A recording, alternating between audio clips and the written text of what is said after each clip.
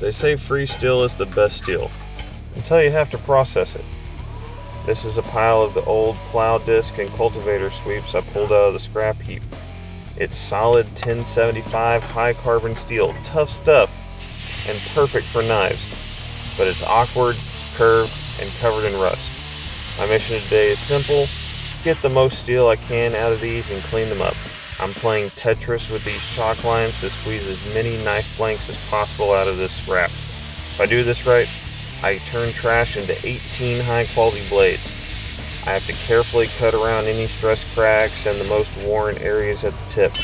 If I mess up, I'm just making expensive paperweights. I'm using the plasma cutter because if I try to do this with an angle grinder, I'd be here until next Christmas. So let's make some sparks. This is going to be approximate. A lot of this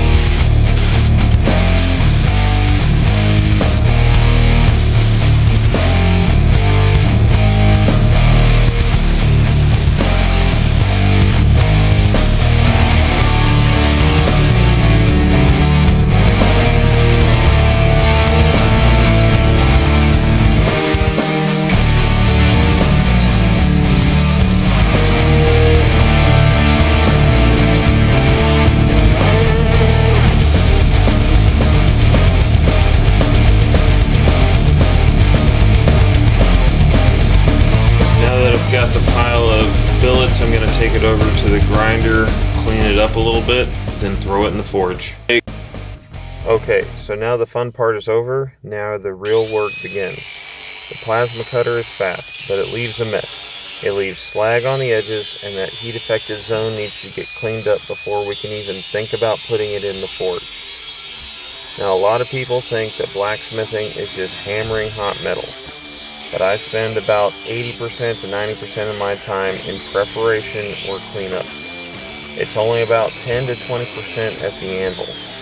It's mainly cleaning, grinding, fixing mistakes, so that when you finally get to the anvil, the steel behaves. We're taking these rough, ugly cutouts and profiling them down to clean steel. It's loud, it's hot, and it's monotonous, but this is the price you pay for free material. So let's get it done.